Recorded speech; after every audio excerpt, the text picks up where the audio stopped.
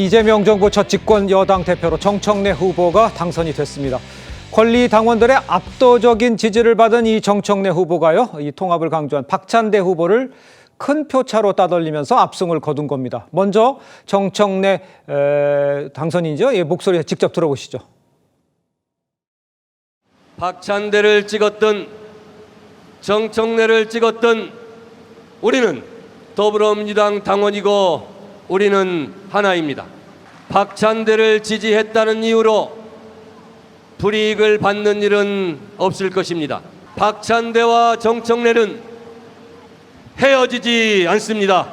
약속드린 대로 강력한 개혁 당대표가 되어 전당대회가 끝난 즉시 지금 바로 검찰개혁 TF, 언론개혁 TF, 사법개혁 TF를 가동시키겠습니다.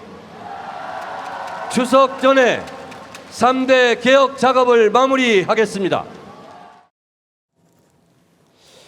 자, 좀 직접 들어보셨습니다만 김진우 대변인께 여쭤봐야 될 것 같아요. 일단 61.74%대 38.26%, 이 수치가 주는 의미는 어떤 것이고, 우리 당대표로 된 배경은 어떻다고 봐야 되겠습니까? 일단 정청래 대표가 얻은 61%의 높은 지지율은 이게 이제 권리당원들뿐만 아니라 일반 여론조사에서도 60% 이상을 얻었습니다.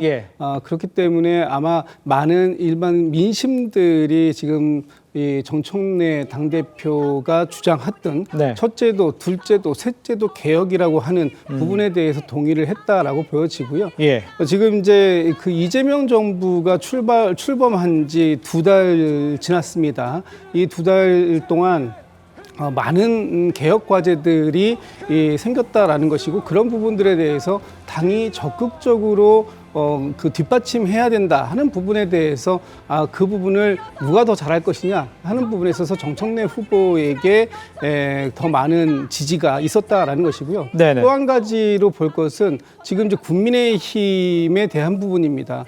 지금 민주당의 카운터파트인 국민의힘이 이제 또 마침 전당대회를 하고 있습니다만, 국민의힘이 극우적이고 또는 그 수구적인 모습으로 변해가고 있는 상황 속에서 과연 국민의힘에게 끌려가지 않고 누가 더 당당하게 국민의힘과 대응해서 지금의 이재명 정부의 성공을 견인해낼 수 있겠는가 하는 부분들에 있어서 대다수의 권리당원들 그리고 일반 여론에서 많은 지지를 얻었다, 이렇게 평가할 수 있을 것 같습니다. 알겠습니다.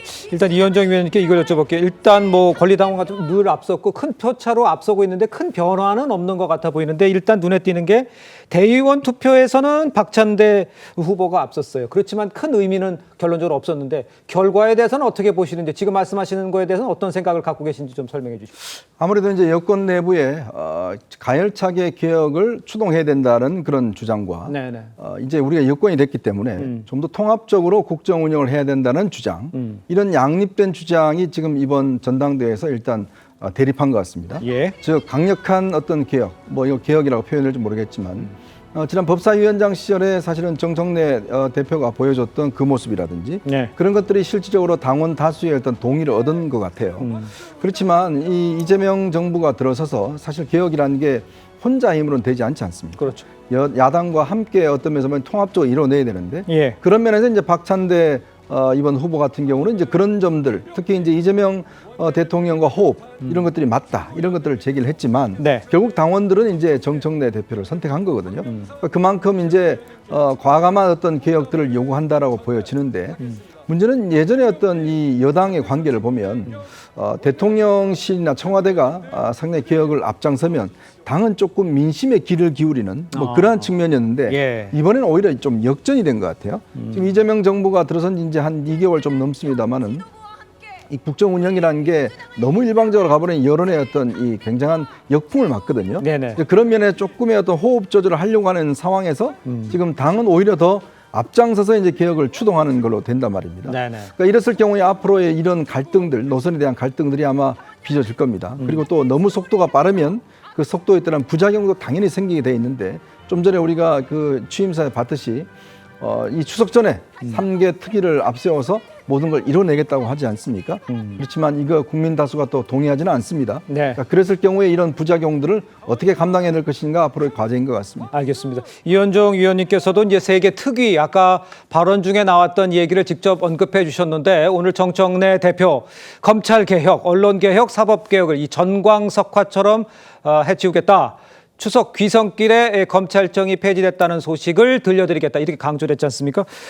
우리 그 하민경 대변인, 국민의힘 대변인의 입장에서는 오늘 말씀 나온 것 중에서 어떤 거에 주목을 하고 계시는지 좀 말씀해 주세요. 저는 이제 그 민주당이 이미 이제 여당이 됐는데도 불구하고 계속 야당인 것처럼 행동을 한다. 이런 부분을 이제 말씀드리고 싶고요. 예. 또 정청래 당 대표가 이제 그 검찰 개혁을 얘기를 하면서 검찰 개혁을 3개월 안에 이제 이뤄내겠다. 그래서 이재명 정부가 쌩쌩 달리는 그런 고속도로를 만들겠다, 길을 닫겠다 이렇게 얘기를 하셨는데 이게 정광석화처럼 빠르게 개혁을 한다라고 좋은 게 아닙니다.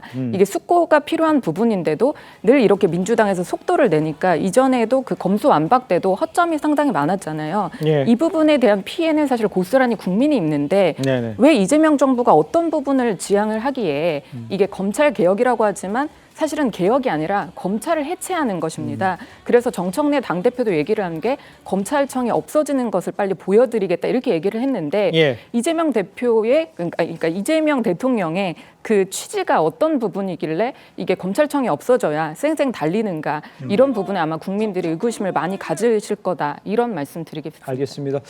이제 하민경 대변인은 이제 검찰 개혁이 아니라 검찰 해체라는 이제 얘기까지 해주셨는데 우리 최 교수님께서 보시기에는 지금 이 상황에서는 그러면 그 정부하고 이제 호흡을 잘 맞춰갈 수 있는 토대가 마련이 된 건지 이 상황은 어떻게 보십니까? 그런데 이제 이번 전당대회 기간 동안 박찬대 후보도 그랬고 정청래 후보도 그랬고 말이죠.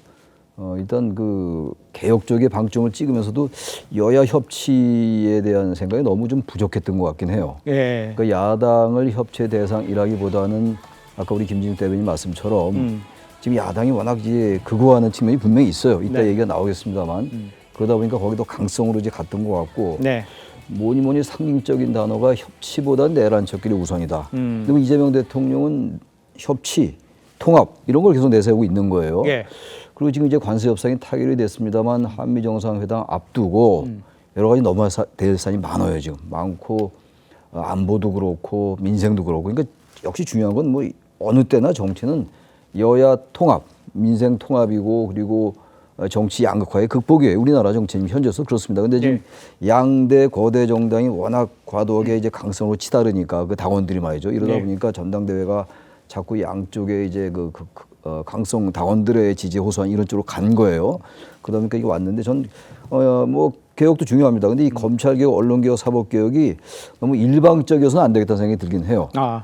추석이라는 게 얼마 안 남았는데 추석이 그러니까요. 그때 이제 검찰청을 폐지를 들려드리겠다. 이게 이제 아마 정치 레토릭으로는 이제 뭐 이른바 의미가 있다 하더라도 이미 당선이 됐잖아요. 당대표로 당선이 됐기 때문에 전대 기간 동안에 협치보다는 내란 척결이 우선이라는 건 정치적 수사로서 의미가 있다고 치더라도 네. 이제는 당대표가 됐으니까 이재명 정부와 뭔가 호흡을 맞추면서 민생과 어떤 통합이 한켠에 있다면 이쪽에 좀 강성 당원들에게 소구하는 뭐 개혁이 또 한편에 있는 거예요. 전 이 두 가지가 좀 균형을 맞췄으면 좋겠어요. 어느 한쪽에 치우치지 말고. 근데 과도하게 이 개혁이라는 이름으로 말이죠. 과도하게 이 강성으로 하는 거는 전 이재명 정부에게도 바람직하지 않고 국민들에게도 바람직하지 않은 것 같아서 네네. 균형을 맞추되 민생 통합을 한켠 그리고 개혁을 한켠에서 이 두 가지 중에서 균형을 맞추면서 정부와 호흡을 맞추는 거 그걸 좀 요구하고 싶습니다. 알겠습니다. 이현정 위원님께 이거 여쭤볼게요. 지금 그 정청래 당대표와 이재명 대통령 간의 이제 관계 속에서 이게 과연 당 사이가 수평적 관계로 유지할 수 있는 건지 수직적 관계가 되게 되는 건지 이거는 어떻게 보십니까? 우선 아마 뭐 정청래 대표가 이재명 대통령과 호흡을 맞추려고 많이 노력을 할 겁니다. 네. 그렇지만 이제 박찬대 후보가 됐을 경우와는 좀 다른 측면이 있을 거예요. 왜냐하면 이제 정청래 대표는 나름대로의 또 욕심도 있고 또 이번 같은 경우를 보면 물론 같은 친명이라고 하지만 친명 내에서도 좀 더 이제 물론 김어준 씨라든지 이런 어떤 그룹들이 지지하는 후보였거든요. 그런 면에서 본다면 이 갈등의 소지가 저는 충분히 있다. 왜냐하면 이재명 대통령이 이미 대통령이 됐지 않습니까? 그렇죠. 그러면 이미 이제 친명계 내부에서는 다음을 바라보는 세력이 있을 겁니다. 그러면 그 지금 정청래 대표 같은 경우는 그 아주 강한 어떤 지지층 이분들의 어떤 지지를 받고 이번에 당대표가 됐잖아요. 네. 그럼 뭔가 본인이 이끌어 나가려고 하는 측면이 있을 거예요. 예. 근데 이제 국정이라는 게 그렇게 할 경우는 굉장히 문제가 될 수 있는 소지가 많습니다. 아무리 의석이 많고 또 아무리 지지가 높다 하더라도 사실상 경제나 안보가 그렇게 쉽게 이루어지는 건 아니고 또 외생 변수가 많거든요.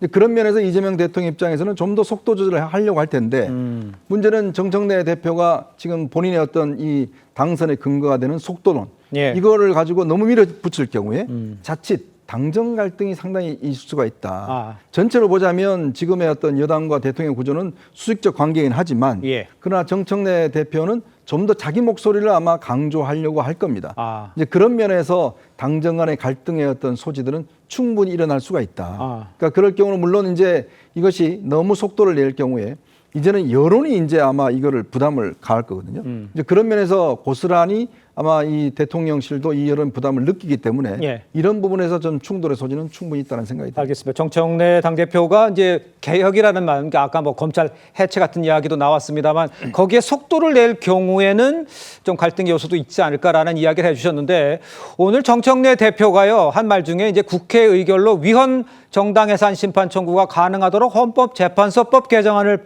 발의했다면서 내란당 해산시키겠다. 이렇게 얘기를 하지 않습니까? 국민의힘을 직격한 건데 국민을 향한 공세에 이 어떻게 나올지 이제 국민의힘은 이 상황을 어떻게 맞설지 어떻게 생각하십니까?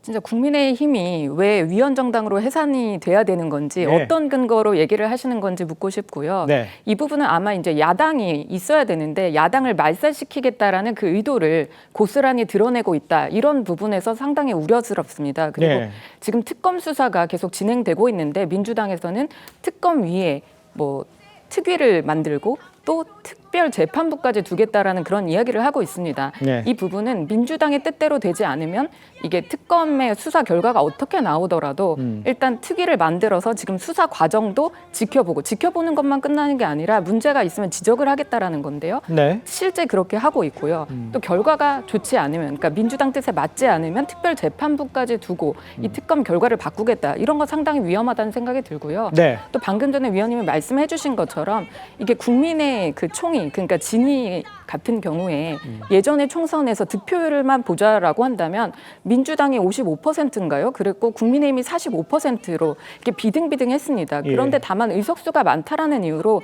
이렇게 일방적으로 지금 협치가 없이 아예 야당을 없애버리겠다 이렇게 나가는 것은 정말로 지금 여당이 된 민주당 입장에서도 그리고 대통령실 입장에서도 상당히 좋지 않은 것으로 작용할 것이다. 네, 우려스럽다 이런 말씀 드리고 싶습니다. 우리 김진욱 대변인께서 좀 답변을 해주셔야 될 것 같은데 지금 그야말로 이제 속도 뭐 이런 얘기 하지 않습니까? 그거에 대해서는 어떻게 보세요? 일단 뭐 속도는 빠르게 내야 되겠죠. 언제까지 개혁 과제들을 길게 끌고 갈 수는 없는 거 아니겠습니까? 특히 새 정부 출범하고 그 개혁에 대해서는 빠르게 완료하는 것이 좋죠. 예를 들면은 문재인 정부가 출범하고 나서 뭐 문재인 정부 내내 적폐청산 하는데 시간 다 썼다 이런 또 비판들도 있었기 때문에 가급적이면은 정권 초기에 개혁적 과제들에 대해서는 국민들께서 새 정부를 뽑아주신 그런 의미와 취지를 충분히 살릴 수 있는 부분이 있다면 하는 것이 좋습니다. 다만 그 개혁 과제를 추진하는 과정 속에서 국민들의 동의를 받아가는 과정들은 잘 거쳐가야 될 것이다라고 보여지고요. 네네. 아무리 뭐 그 서두른다고 해서 이 바늘 허리에 실을 메어서는 뭐 그게 쓸 수 없는 것이기 때문에 그 과정들에 대해서는 차분하게 지금 이제 잘 지켜나갈 것이다라는 말씀을 드리고 지금 이제 정청래 대표가 그동안 해 오셨던 말씀들 이런 부분들은 사실은 뭐 그 전당대회 용 구호일 수도 있겠습니다만 또 한편으로 보면 많은 민주당의 당원들 또 민주당을 지지하시는 분들이 말씀 주셨던 요구 사안도 있는 것이다. 그렇기 때문에 그런 부분들에 대해서 당정이 잘 협의해서 나갈 것이고요. 그 과정들 속에서 이 그 국민의힘 야당에게도 충분하게 저희가 그 같이 하자라는 말씀을 드릴 겁니다. 예. 다만 그 과정 속에서 국민의힘이 일방적으로 무조건 반대를 위한 반대만을 지속적으로 하신다면 그때는 뭐 민주당에서 가지고 있는 또 국민들께서 위임해 주신 그런 권한을 충분하게 사용할 수밖에 없는 측면도 있다.